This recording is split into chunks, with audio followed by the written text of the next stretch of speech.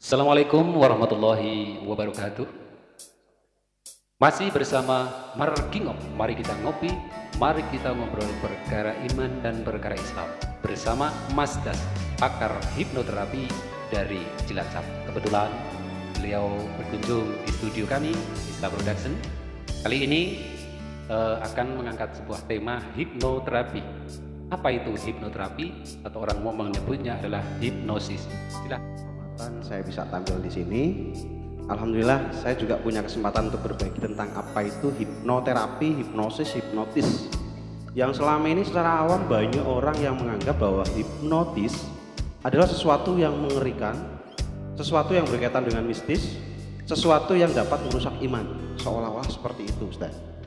Sehingga ini sebuah momen yang sangat bagus sekali ketika hal seperti ini bisa kita publikasi untuk mengedukasi masyarakat secara luas. Yang nantinya mungkin kita ada diskusi apa sih yang membuat hipnosis itu sendiri dianggap membuat orang menjadi musyrik dan lain sebagainya. Tapi sebelum itu saya sedikit ngupas apa itu hipnosis, hipnoterapi. Mungkin itu nanti ada hubungannya dengan kalau orang umum mengatakan itu ada ruqyah, iya, ada apa itu relaksasi. Nah itu apa sebenarnya manfaatnya hipnoterapi itu? Mungkin untuk kesehatan, untuk tubuh, untuk akal, pikiran. Ya. Silakan Mas Das. Ini juga kami perlu tahu ini tentang hipnoterapi. Hipnoterapi. Ya. Hipnoterapi berasal dari dua sukata, yaitu hipnosis dan terapi. Hipnosis itu sendiri adalah ilmu komunikasi. Ilmu komunikasi bawah sadar. Nah, ini yang membuat orang merasa ilmu hipnosis itu serem, mistis adalah bawah sadar. Sering dikatakan alam bawah sadar, tapi saya lebih nyaman dengan bahasa pikiran bawah sadar karena memang dalam hipnosis itu kita murni mengupas pikiran, struktur pikiran. Dari versi hipnosis, pikiran itu dibagi menjadi 3 tingkatan. Pikiran sadar, pikiran bawah sadar, dan pikiran tidak sadar atau secara otomatis yang dilakukan oleh biologi, sistem biologi. Kemudian pikiran sadar itu yang mana? Nah, pikiran sadar itu ya seperti ini ketika kita ngobrol dalam kondisi beta, gelombang otaknya itu beta. Gelombang otak itu ada 4, beta, alfa, theta, delta. Mungkin beta itu apa? Ini mungkin pemirsa juga belum tahu ini beta itu apa. Siap. Beta itu adalah kondisi di mana aktivitas otak itu, gelombang otaknya itu padat, aktif, sibuk seperti ini, ada obrolan, ada analisa, komunikasi, reaksi otak. Iya, interaktif seperti ini. Kita benar-benar menganalisa setiap hal yang terjadi di hadapan kita saat ini. Itu namanya kita berada di kondisi beta atau di bawah sadar, di pikiran sadar maaf. Kemudian ketika kita masuk ke dalam, yaitu ke pikiran bawah sadar, pertama kita masuk ke alfa dulu, alfa state, gelombang alfa, di mana di gelombang alfa itu masih dalam kondisi hipnosis ringan. Contoh, kita itu sedang ngopi, ya gini ya, ngopi ngetes sambil ngerokok santai di pagi hari, enak banget, itu alfa. Nonton TV, contoh istri kita nonton TV tuh sinetron tuh, terus ketika nonton TV masuk dalam ceritanya nangis, ya udah masuk ke pikiran bawah sadar di alfa. Oh itu alfa ya? Alfa udah ringan, hipnosis ringan dia. Jadi, dia udah terhipnosis. Kalau acaranya pas haru. Iya, pas ada sesuatu yang membuat marah itu marah. Itu ya, terbawa. Iya, terbawa suasana, tapi masih ringan. Itu masih di gelombang alfa. Kemudian gelombang alfa. Turun lagi ke theta state. Theta itu lebih dalam lagi. Di bawah biasanya dalam kondisi zikir, meditasi, sholat yang khusyuk, merenung. Ketika contoh kita di tengah malam, kita zikir dengan sepenuh hati, luar biasa, berjam-jam mungkin ya, kita bisa masuk mungkin kalau orang Jawa mengatakan semedi. Nah, semedi juga bisa. Itu kita seperti, apalagi kalau dalam ilmu Islam bahasa spiritual lebih dalam ke tingkatan makrifat ya. Itu kita mengolah di bagian tetanya. Mungkin kalau di masjid itu ada iktikaf. Nah iya betul. Akhirnya kita masuk ke gelombang alfa theta itu dan kita bisa memanfaatkan kondisi hipnosis kita. Hipnosis itu kurang lebih seperti itu tadi. Jadi hipnosis itu hanya memainkan gelombang otak, menurunkan gelombang otak dari beta ke alfa bahkan theta. Nah delta itu kondisi tidur tadi. Tidur. Delta itu kondisi tidur normal. normal, iya. orang normal, Orang normal tidur itu namanya delta. delta. Iya, nah hipnosis itu hanya memainkan tentang pikiran bawah sadar. Kemudian apa yang membuat hipnosis itu terjadi bisa kita buat? Kan ada tuh hipnosis Iya, alami iya, kayak iya. tadi saya ceritakan alami tuh. Alami. Nah kita bisa buat dengan cara menginduksinya. Contoh dengan cara merelaksasi orang tersebut. Silakan duduk. Mungkin Kita di merelaksasi. tayangan TV itu kan ada itu sering dalam acara TV orang ini mau ditanya, Nah iya. terus ini Membongkar rahasia akhirnya. terus apa pakai api atau apa Nah, terus tidur. harus dalam hitungan ketika kamu tidur Oke. terus tidur kan. Ini pertanyaan yang Oh, iya, sering iya, ditanyakan oleh orang-orang di luar sana, bahkan di pelatihan tingkat kemarin saya isi pelatihan di Universitas Jember. iya, Ada yang bertanya juga hal seperti itu. Bagaimana dengan acara-acara di TV? Acara di TV itu cenderung ada settingan. Oh, iya. Sebab di TV itu memang fokusnya pada hiburan. Butuh rating naik dan lain sebagainya. Begitu kurang lebih. Tapi kondisi itu pun bisa kita lakukan. Saya menidurkan seseorang dengan cara lihat api tidur, atau saya akan hitung 1 sampai 3, hitung ketika tidur. Saya melihat kondisi otak. Suyet kita dalam bahasa hipnosis, korbannya adalah suyet atau klien kita. Bukan otomatis pasien. nanti apa yang mau digali, rahasia-rahasia yang selama ini terpendam di Iya. hati atau Bisa permasalahan keluar. apa, itu bisa keluar semua. Kalau Bahkan memang kepentingannya untuk nangis-nangis hipnoterapi, juga itu. ya. Kalau memang kepentingannya untuk hipnoterapi, si klien kita atau suyet kita datang untuk hipnoterapi, otomatis dia akan mengungkapkan segala permasalahannya karena dia tahu bahwa sadarnya cerdas, dia tahu bahwa ini bermanfaat bagi saya. Tapi ketika kita menghipnotis seseorang kemudian tujuannya untuk hiburan, terus menggali segala rahasia atau aibnya, itu bawah sadar tetap melindungi dirinya. Rahasia yang paling rahasia tidak mungkin diucapkan. Oh itu. Karena Jadi tidak semuanya tidak diungkapkan. semuanya, karena Ada rahasia batasan sifat pikiran bawah sadar salah satunya adalah cerdas dia. Tuhan Allah sudah memberikan bekal yang sangat luar biasa berupa bawah sadar yang sangat cerdas. Ketika bawah sadar menyadari ini untuk kepentingan yang baik, hipnoterapi misalnya, akan dia mau membuka diri. Tapi ketika dia tahu bahwa dia mau dipermainkan, dia langsung menutup diri. Ya, dia langsung menutup diri. Tidak menceritakan semuanya. Kalau dianggap ini berbahaya, dia tidak akan menceritakan. Oh. Bahkan Jadi- dalam hipnoforensik ini untuk polisi, hipnoforensik itu tidak boleh kita menghipnotis si tersangka untuk mengaku, tapi menghipnotis para saksi. Sebab apa? Tersangka kalau kita hipnotis karena bawah sadar cerdas, dia merasa terancam ketika mengaku, dia akan memainkan imajinasinya, kemudian berbicara bisa berbohong.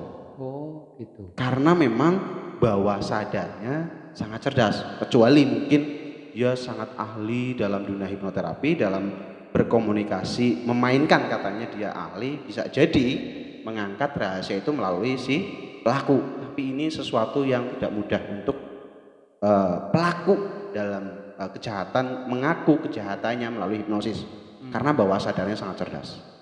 Jadi kalau yang kita ketahui ini ya, kalau kita berasumsi ya ini, hipnoterapi mempengaruhi orang, ya tak? Mempengaruhi orang terus nanti Betul. bisa tertidur tanpa sadar, dia nanti tertidur dia ngomong apa semuanya diungkapin. Tapi juga ada istilah kalau orang umum mengatakan itu gendam. Gendam. Nah, itu gimana nih hubungannya itu?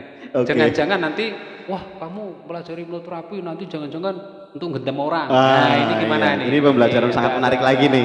Iya. Sebenarnya kalau Kekhawatiran gitu. bahas Gimana hipnosis kita luas banget, luas Lebih banget, luas sangat itu luas ya. banget. Di antaranya yaitu tadi tentang bawah sadar dan pikiran sadar, kemudian ada lagi gendam. Gendam itu sendiri, kalau saya sebagai praktisi hipnosis yang mempelajarinya, saya mengamati gendam itu juga bagian dari hipno. Bagian ya. Di mana gendam itu adalah teknik komunikasi nonverbal, bukan verbal. Kalau verbal kan kita kata-kata, semakin dalam 1, 2, 3 tidur dan lain sebagainya, itu verbal. Nonverbal itu kita dengan mimik wajah, gerakan tangan, gerakan tubuh, orang itu bisa nunduk ke kita, orang itu bisa ngikuti apa Menurut- kita. Iya. menurut kita. Contoh kita bagikan di sini ya rahasianya. Saya berhadapan dengan jenengan nih, Iya, Ustadz. contohnya ini. Saya mengikuti gerakan jenengan seperti efek kaca, karena jenengan menggunakan tangan kiri untuk memegang, saya menggunakan tangan kanan, kemudian posisi tangan juga. Ini. Saya terus mengikuti, pokoknya saya efeknya efek kaca. mengikuti gerakan jenengan ada paling tidak 5 sampai 6 gerakan. Kalau sudah saya lancar mengikuti 5 sampai 6 gerakan tanpa diketahui jenengan, setelahnya besar kemungkinan jenengan akan mengikuti saya. Malah gitu ya. Iya, karena saya sudah mengikuti gerakan jenengan. Berarti Secara tidak langsung bawah sadar jenengan itu nyaman dengan saya, merasa ada hubungan yang sangat dekat. Kemudian ketika saya minta cocok apapun lebih ini. mudah. Kayaknya cocok Ah, gitu ya. iya betul. Karena apa? Kita mainnya murni benar-benar dari memainkan kenyamanan orang yang di hadapan kita melalui bawah sadarnya, frekuensinya kita samakan, gelombang otaknya kita samakan. Yang akhirnya orang itu seolah-olah kayak ada kedekatan, ada bahasa yang disambut oleh bawah sadar si klien atau si suyat yang kita hadapi. Ini Berarti kalau gendam itu bisa dikatakan bagian dari hipnoterapi, berarti cuman ini bagian dari hipnosis. bagian dari hipnosis, maka gendam itu mungkin dimanfaatkan untuk kejahatan. Nah, bisa juga ada yang menggunakan untuk kejahatan. Sayangnya itu. Kemudian ada yang bertanya, loh kalau memang seilmiah itu apa fungsinya mantra yang dipelajari untuk menggendam? Mantra itu adalah bagian penguat bawah sadar untuk semakin percaya diri, yakin dalam mempraktekkan itu. Iya, secara tidak langsung. Secara tidak langsung. Mungkin kalau kita bahas lebih luas ke hipnoenergi, ada juga energi-energi yang kita mainkan. Seperti itu. Tapi murni itu berawal dari pikiran kita yang kita tata sampai ke bawah sadar kita. Berarti intinya hipnosis atau hipnoterapi itu lebih fokusnya ke arah relaksasi, Iya betul. menenangkan. Mungkin kalau kita punya masalah, kita jadi stres, Iya. atau gimana. Nah, itu kan ini ada baru tekanan-tekanan. betul. Itu Nah, ini kadang maksudnya kita pergi ke orang yang supranatural, Betul. apa-apa. orang-orang Mungkin pinter lebih gitu. tepatnya ke Iya betul. hipnosis. Nah ini hipnosis yang dilakukan untuk terapi masuk ke hipnoterapi. Langkahnya pun ada sedikit perbedaan. Ada sedikit perbedaan dengan hipnosis umum.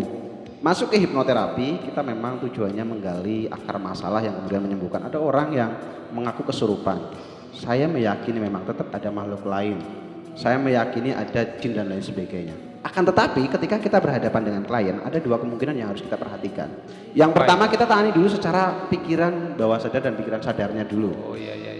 Karena tidak sedikit orang yang kelihatannya kayak kesurupan ternyata dia kesurupan dirinya sendiri. Depresi lah. Iya, kesurupan bawah sadarnya sendiri. Karena saking banyaknya masalah, dia tidak bisa memanajemen di pikiran sadarnya, akhirnya bereaksi secara total. Menjadi depresi, menjadi kayak hilang ingatan, stres dan lain sebagainya. Bahkan menjadi penyakit psikosomatis seperti contoh penyakit lambung yang nggak kunjung sembuh, mah. Itu juga bagian dari pikiran tadi. Selain dari pola makan, bagian dari pikiran juga. Ketika kita memiliki rasa cemas yang begitu berlebih, akhirnya zat asam lambung itu diproduksi lebih banyak daripada sebelumnya. Sehingga meskipun pola makannya nanti sudah diatur, obatnya dikasih, nggak sembuh-sembuh karena pikirannya belum ditata. Kecuali obatnya jalan, pikirannya juga ditata, akan cepat sembuhnya karena kecemasan itulah. Nah disinilah yang membuat saya merasa setelah mengenal hipnosis dan hipnoterapi ternyata dalam Islam itu sempurna. Dalam Islam diajarkan untuk berprasangka baik, berpikir positif, bersyukur setiap saatnya, bangun tidur bersyukur, habis makan bersyukur, bahkan cara berdoa pun diajarkan untuk bersyukur terlebih dahulu. Ternyata dalam dunia pikiran ini sejalan versi Islam. Iya, sejalan sekali dan ini sesuatu yang membuat saya semakin yakin sama Islam. Tuhan itu benar-benar sudah ngasih senjata yang luar biasa. Sistem pikiran sudah Tuhan hadirkan kepada manusia, Tuhan berikan kepada manusia. Kemudian syariat melalui Islam diberikan juga agar kita sejalan dengan sistem pikiran kita. Tergantung orang itu bisa memanfaatkan, menyadarkan dirinya dengan apa itu ya istilahnya kondisi-kondisi. Iya betul. Cara menyikapi masalah dan lain sebagainya dalam Islam sudah diarahkan. Nah kemudian saya pahami di hipnoterapi ternyata sistem pikiran seperti ini. Saya sambungkan benang merahnya dengan syariat-syariat yang ada, ternyata sangat nyambung sekali dan sangat kuat sekali. Hubungannya dengan rohani, jasmani, justru santapan rohani. Alumni pelatihan saya yang dari kalangan Islam mengaku, terima kasih Mas, dengan pembelajaran hipnoterapi justru mendekatkan saya sama Tuhan semakin dekat. Ternyata ilmu hipnosis ini adalah ilmu yang sangat dalam kaitannya dengan hakikat penyadaran, ilmu kesadaran yang nanti bisa menyampaikan kepada ketuhanan ketika kita mau menggalinya lebih dalam. Katanya begitu tadi. Jadi lanjut ke corona. Hipnosis bisa kita manfaatkan untuk menyikapi penyakit corona ini tadi. Penyakit corona kita tahu dari dinas kesehatan dan lain sebagainya dan sejenisnya bahwa katanya tidak begitu berbahaya sebenarnya. Yang berbahaya adalah penyebarannya. Kemudian siapa sih yang paling berbahaya, yang paling rentan kena corona ini kemudian menjadi berbahaya adalah orang-orang yang sudah punya penyakit bawaan biasanya. Akan tetapi orang-orang seperti kita umum pun bisa kena dan bisa berbahaya juga ketika pikiran kita memiliki rasa takut yang berlebih terhadap corona, sehingga ada zat yang berlawanan dengan zat endorfin dimunculkan, diproduksi, sistem imun kita melemah. Nah, ketika sistem imun kita melemah, disitulah mulai berbagai penyakit muncul bersamaan dengan corona. Akhirnya jatuhlah kita, sakitlah kita, bahkan sampai kepada kematian. Seperti halnya ciri-ciri corona dengan tanda-tanda demam lah, inilah itulah. Berarti intinya tidak perlu takut. Betul. Terlalu berlebihan. Waspada boleh. Waspada. Tapi tidak begitu takut. Iya. Apalagi kita orang-orang yang di Islam diajarkan untuk beriman. Bagaimana caranya percaya terhadap Tuhan, terhadap Allah. Bagaimana caranya percaya terhadap kekuatan Tuhan, keajaiban Tuhan. Ketika kita meyakini dengan sepenuhnya, maka kekuatan Tuhan benar-benar hadir bersama kita. Dan Allah itu sendiri bersama kita. Jadi segala penyakit pasti ada obatnya. Nah, ya, di pikiran inilah kita tata untuk menciptakan keyakinan yang semakin kuat terhadap Tuhan kita sendiri yang kita yakini.